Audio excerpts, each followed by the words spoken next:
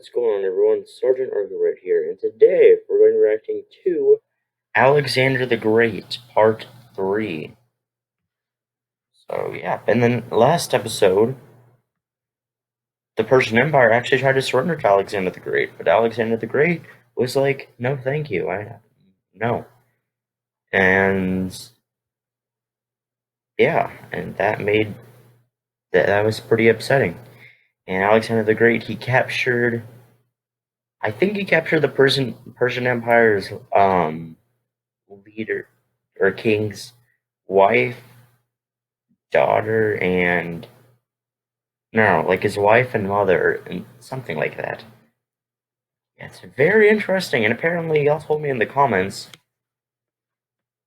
that y'all answered my question from last time, and apparently Alexander the Great's logistics were incredible, and it could even rival Napoleon's logistics. Wait.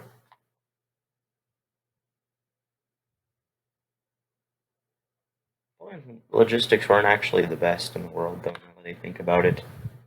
Just, Russia just goes to the... Like, I just immediately think of Russia whenever I say that. Logistics were terrible. But, anyways, his logistics were good. That's the point. That's the lesson. Anyways, let's get started.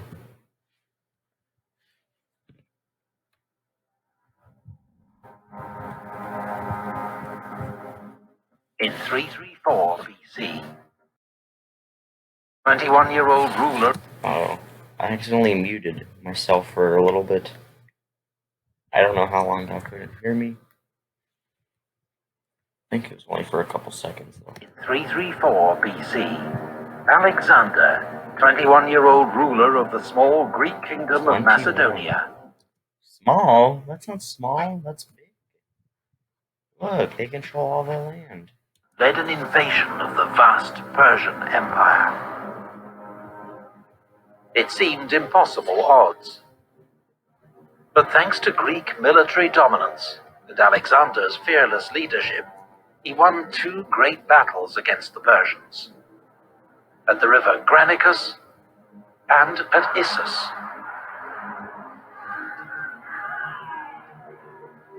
Having subdued Persian lands west of the Euphrates River, he now headed east into the empire's heartlands, seeking a final showdown with the Persian king, Darius III.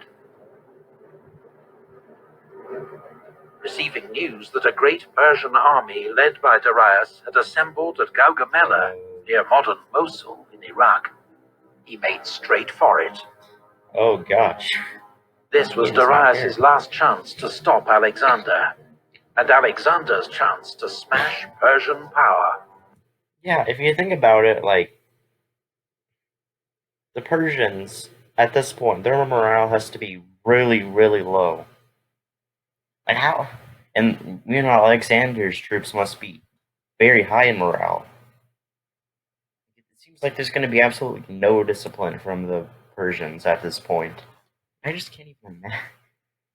That's just terrible. Their entire country is just being annihilated. Once and for all. Battle of Gaugamela. Darius had chosen to fight on open ground, where his advantage in numbers would be more telling.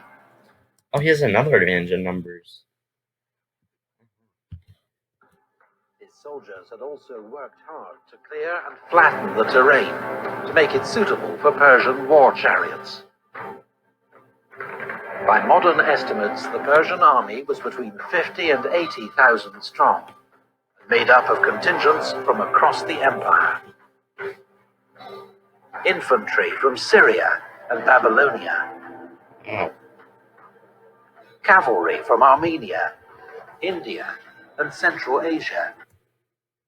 How do you, command an army like that with all these different ethnicities and languages? Up to 200 scythed chariots. Even a handful of war elephants. Cool. Alexander's army was smaller and may have been outnumbered by as much as 2 to 1. The last time he was outnumbered 2 to 1, and he still won. So. He deployed his units in their usual formation. On the left flank, Thracian and Thessalian cavalry. That does not seem like a good idea, though, to do the exact same thing. Because you would think that at this point, their opponents would have learned about how to fight them more effectively in that formation. Commanded by Parmenion. In the center, the Macedonian veterans of the Phalanx, each armed with their 18-foot sarissa pike. Oh yeah, that's another thing. I know I keep pausing it. But the Greeks, they're veterans at this point. Because they keep fighting over and over again, and they keep winning over and over again. So they're veterans with extremely high morale. So that together is definitely going to help. That's one of the reasons why Napoleon on the right flank, Alexander with his elite cavalry, the companions, and his best infantry, the hypatspists. These were the units with which Alexander planned to launch his main attack. Oh. Greek hoplites formed a second line and supported both wings, which were angled back to guard against encirclement by the Persians.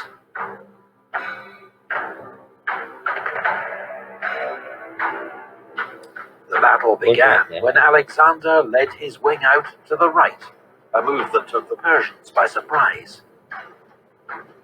Could Alexander really be trying to encircle their huge army? The Persians mirrored his movement, taking troops away from their center to outflank Alexander and prevent him leaving the area they'd cleared for the Persian chariots. But Alexander's unusual maneuver was a trap to entice the Persians to weaken their center. Ooh. When he saw that it had worked, he ordered his Greek cavalry to charge to keep the Persians fixed in position. A giant cavalry battle developed on the right wing. Darius, meanwhile, judging this to be the decisive moment, unleashed his chariots. Oh my gosh. It's like a bad idea to go straight into the wall of spikes.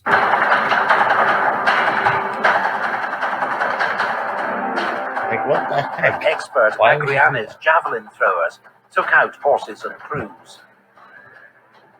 Oh my gosh. While the Greek infantry opened lanes, allowing the chariots to pass harmlessly through. Wait, what? What happened? While the Greek infantry opened lanes, allowing the chariots to pass harmlessly through. What? Now Alexander led his companion cavalry and parts of the Macedonian phalanx in a... Oh, wait a minute. I thought all the chariots went straight into the center. Wait. Oh, wait, where did they all go? Like, I think what? I'm so confused.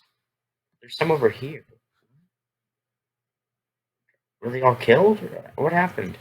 A headlong charge, straight at the weakened Persian center, fighting his way towards Darius himself. The sudden ferocity of Alexander's assault threw the Persians into panic. The center of the army broke and ran. Yeah, I told you the morale was going to be really, really low this time. King Darius himself leading the rout. What? Wow. So But Alexander's left wing was in serious trouble. Oh yeah. Parmenion, facing a huge onslaught by Persian cavalry, was virtually surrounded. Indian and Scythian horsemen had even ridden through a gap in the Greek line. But rather than wheeling and attacking the Greeks from behind, they'd carried straight on to loot their camp. Oh, true. Parmenion sent a desperate appeal to Alexander for help. The king abandoned his pursuit of Darius, regrouped, and charged the Persian right wing. Oh, that's cool. Oh, wait a minute. You can actually see them, the chariots, but why are they only like half colored in?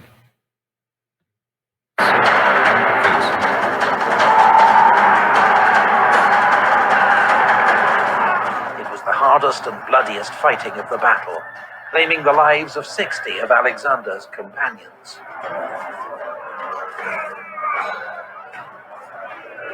Finally, as news of Darius's flight spread across the battlefield, the last Persian horseman turned and fled. Oh, wow.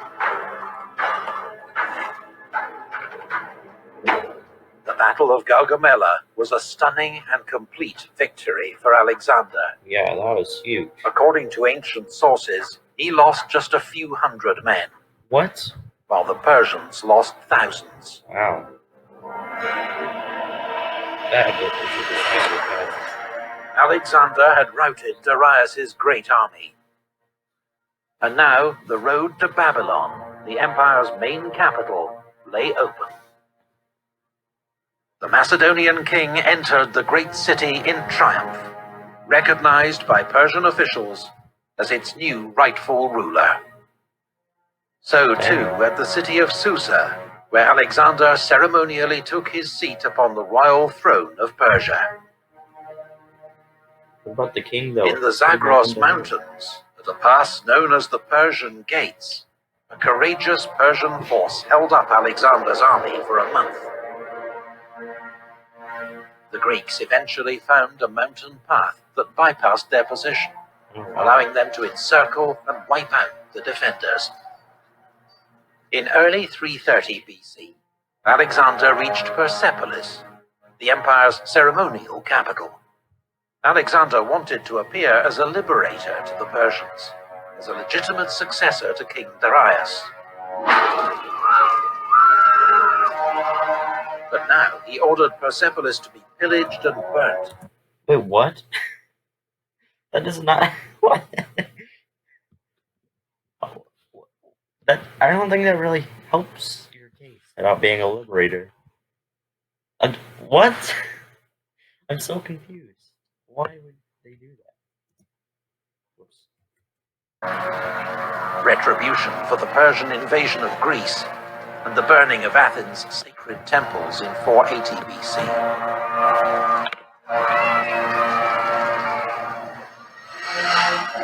Alexander now headed north into Media, where Darius had taken refuge in the royal city of Ecbatana.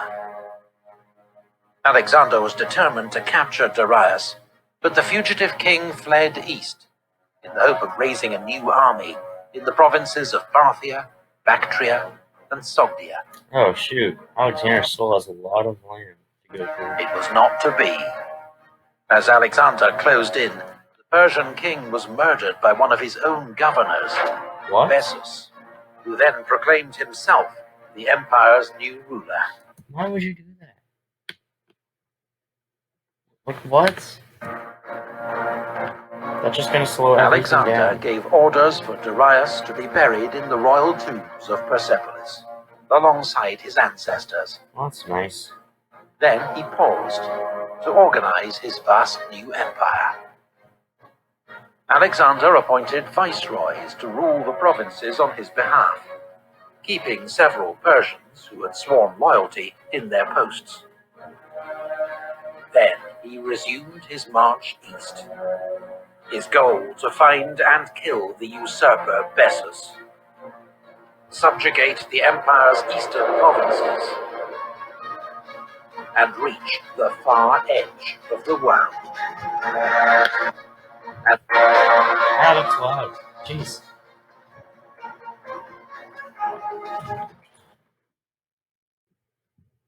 research and art. Oh, well, I guess that's it.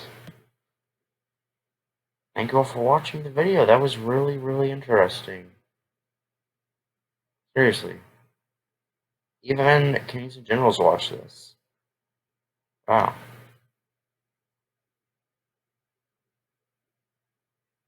Yeah, that was great. That was